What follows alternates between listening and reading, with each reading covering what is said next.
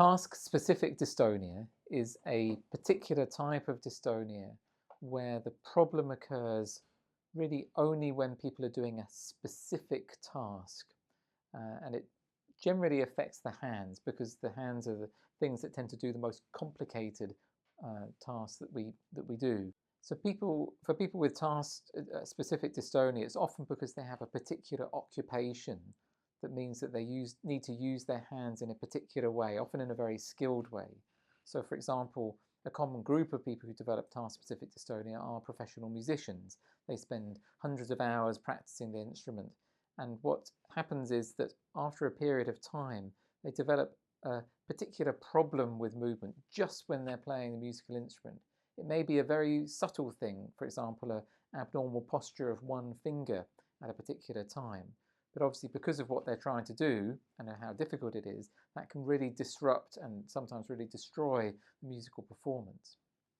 There are other kinds of task-specific dystonias, for example, writing dystonia, used to be called writer's cramp, where people develop abnormal postures, so dystonia just where they're writing.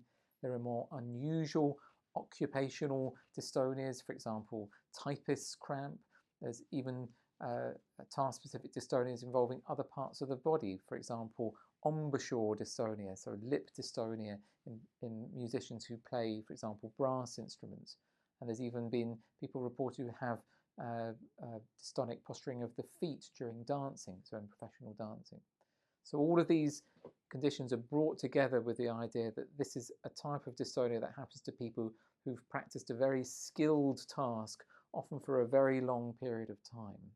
And then they develop this specific type of movement dysfunction just when they're performing the task. Task-specific dystonia is something that typically affects people who've practiced a specific skill, specific movement skill, usually for a long period of time. So if you think about the kind of people who might develop this problem, these are people, for example, professional musicians, can be people who do a lot of writing, so writer's cramp or writing dystonia, and also in sports people as well. So it's most well known in the sporting world to affect golfers, the so-called golfers' yips.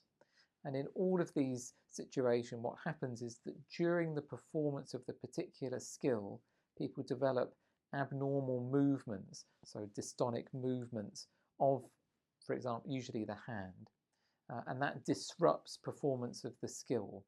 It's not a particularly common form of dystonia, but in particular professional groups it is important. So, for example, it's thought that maybe about 0.5 to 1% of professional musicians might develop some type of task-specific dystonia in their professional careers. So that's a big problem for that proportion of patients.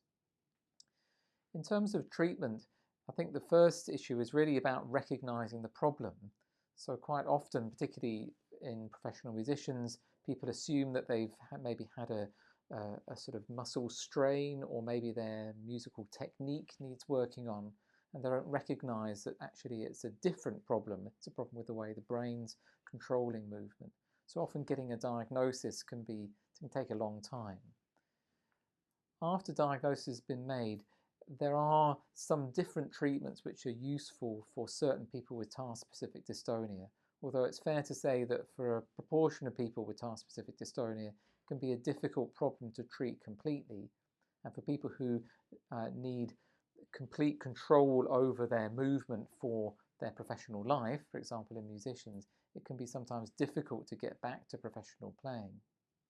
Having said that, there are treatments that can work.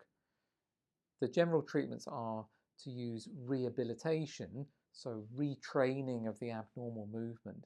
That needs to be done with somebody, often a hand therapist or a physiotherapist, who really understands about task-specific dystonia. So there's that rehabilitation approach. Then sometimes using medicines which are used for dystonia in general, sometimes those can be helpful for people with task-specific dystonia. Then botulinum toxin injections, again when done by somebody who really understands task-specific dystonia, often you're needing to inject into muscles of the hand or forearm, which are complicated to inject. But Having said that, botulinum toxin can be a useful treatment. And then in very rare situations, brain surgery has been used to treat task-specific dystonia, but that's really very much of an experimental treatment at the current time.